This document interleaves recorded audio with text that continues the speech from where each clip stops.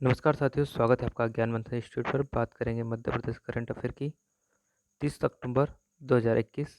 तो चलिए शुरुआत करते हैं मध्य प्रदेश का करंट अफेयर। पहला क्वेश्चन आपका, मध्य प्रदेश के किस शहर में रियूज मेले का आयोजन किया जा रहा है? ठीक है, रियूज मेले का आयोजन किस जगह पर किया जा रहा है? तो ये मध्य प्रदेश के इंदौर शहर में इसका आयोजन किया जा रहा है। ऑप्शन नंबर 1 यहाँ पर आपका राइट हो जाएगा। देखिए, स्वच्छता में आगे रहने वाले इस शहर के लोगों को बेकार से बेहतर की जानकारी देती है खूबसूरत प्रदर्शनी शहर में शुक्रवार से शुरू हुई। गांधी हाल परिसर में नगर निगम द्वारा 3 दिनी रियूज मेले का आयोजन किया गया। इस आयोजन में स्कूली विद्यार्थियों, कॉलेज के विद्यार्थियों, सामाजिक संस्थाओं, गृहिणियों और कलाकारों द्वारा तैयार कलात्मक वस्तुएं प्रदर्शित की गई, जिसमें कागज पेन से लेकर गोबर से बनी लक्ष्मी गणेश की मूर्तियाँ, सूखी पत्तियों लकड़ियों की बनी पेंटिंग, पुराने कपड़ों से तैयार नए अप्रैल तक शामिल थे। ठीक है, रियूज मेले का उद्घाटन कलेक्टर मनीष सिंह ने किया और यहाँ पर पूर्व महापौर व विधायक मालिनी गौरी जी भी शामिल थी। ठीक है, यह कब तक चलने वाली प्रदर्शनी? तो यह 31 अक्टूबर तक आपकी प्रदर्शनी चलने वाली। ठीक है, चलिए बढ़ते हैं अगले क्वेश्चन पर। मध्य प्रदेश के किस योजना के अंतर्गत 170 करोड़ रुपए की राशि हितग्राहियों के बैंक खातों में जमा की गई? तो यह राशि जमा की गई है संबल योजना के अंतर्गत 170 करोड़ रुपए की राशि। ठीक है, चलिए संबल योजना के बारे में भी थोड़ा देख लीजिए। तो संबल अत्यंत मानवीय योजना है। इसमें हर परिस्थिति में परिवार की जिंदगी आसान बनाने का और आजीविका चलाए रखने के लिए सहायता दी जाती है। मुख्यमंत्री निवास से वर्चुअल कार्यक्रम के जरिए 7,700 संबल हितग्राहियों के बैंक खातों में 170 करोड़ रुपए की सिंगल क्लिक से ट्रांसफर किए गए। ठीक है, 7,700 संबल हितग्राहियों के खाते में। मुख्यमंत्री ने कहा कि भगवान न करे दुर्घटना में किसी का निधन हो जाए तो राज्य सरकार परिवार को 4 लाख रुपए की सहायता देगी। योजना में सामान्य मृत्यु पर 2 लाख रुपए, अंतिम संस्कार के लिए 5,000 रुपये, हितग्राही या उसके परिवार के सदस्यों को आंशिक सहायता, स्थायी अपंगता पर 1 लाख रुपए और स्थायी अपंगता पर 2 लाख रुपए की सहायता देने का प्रावधान है। ठीक है, उन्होंने कहा कि आज सामान्य मृत्यु पर 6,900 हितग्राहियों के खातों में अनुग्रह सहायता के 2-2 लाख रुपए ट्रांसफर किए गए। ठीक है, अब संबल योजना के बारे में थोड़ा सा जानकारी ले लीजिए आप।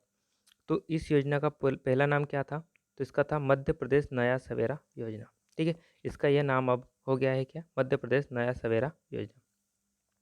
इसका पुराना नाम था मध्य प्रदेश मुख्यमंत्री जल कल्याण संबल योजना। ठीक है, यह इसका पुराना नाम था।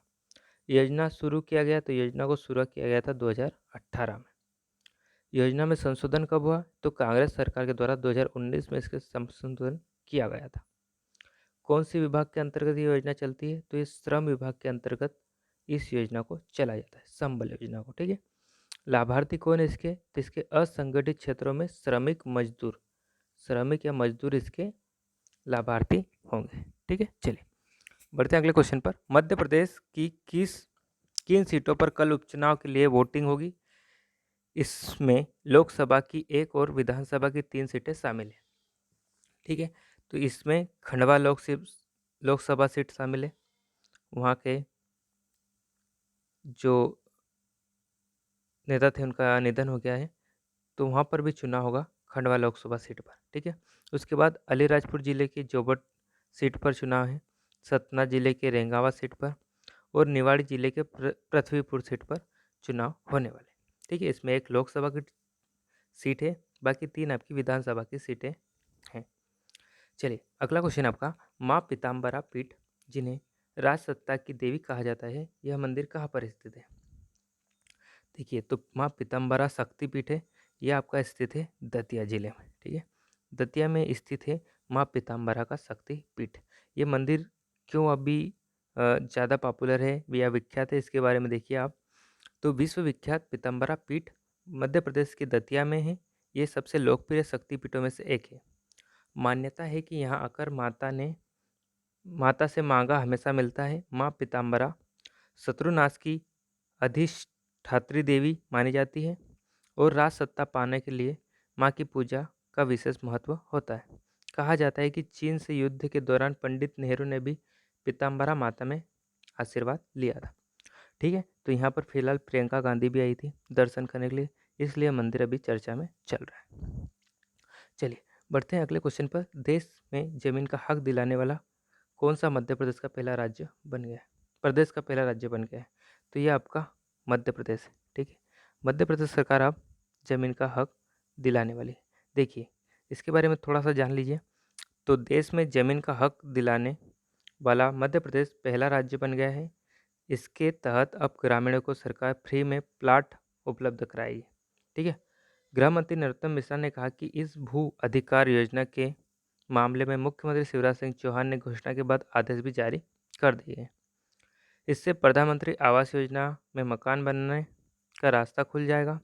इस भूखंड का अधिकार पत्र पत्नी पत्नी के संयुक्त नाम पे होगा। इस भूखंड का ज़्यादा से ज़्यादा क्षेत्रफल 60 वर्ग मीटर का होगा। आदेश में कहा गया है कि परिवार से आशय पति पत्नी और उनके अविवाहित पुत्र पुत्री होंगे। संबंधित गांव के निवासी ही यहां पर आवेदन कर सकते हैं। एक ऑनलाइन पोर्टल जारी किया गया है जिसमें ग्राम के लोग आवेदन कर सकेंगे। चलिए बढ़ते अगले क्वेश्चन पर। Padmashri doctor S N. सुब्बा राव पंचतत्व में विलीन हो गए हैं। इन्हें किस नाम से जाना जाता है? तो एस.एन. सुब्बा राव जी को जाना जाता था चंबल के गांधी के नाम से। ऑप्शन नंबर 2 यहाँ पर आपका राइट हो जाएगा। इनके बारे में देख लीजिए। तो चंबल के गांधी पद्मश्री एस.एन. सुब्बा राव पंचतत्व में विलीन हो गए हैं। जोरा के गांधी आश्रम में गुरुवार को उनका राजकीय सम्मान के साथ अंतिम संस्कार किया गया। चंबल के बेहड़ों में शांति की बयार लाने के लिए डॉक्टर सुब्बा राव को हमेशा याद किया जाएगा। 662, ठीक है, बहुत बड़ा आंकड़ा है। 662 डकैतों को आत्मसमर्पण कराने के लिए उनका योगदान था। ठीक है, इस जोरा आश्रम में 1972 में गांधी जी की प्रतिमा को समक्ष सैकड़ों डकैतों ने हथियार डाले थे। सुब्बा राव के अंतिम संस्कार में राजस्थान के मुख्यमंत्री अशोक गहलोत जी शामिल थे और कांग्रेस के नेता एवं समाज सेवी भी वहाँ पर शामिल हुए थे। ठीक है, चलिए इतने महत्वपूर्ण क्वेश्चन आज के हमारे थे करंट अफेयर के, जो हमने सारे कर लिए हैं। अब हम मिलने वाले हैं अगले वीडियो में। तब तक के लिए धन्यवाद। लाइक शेयर और सब्सक्राइब कर दीजिएगा।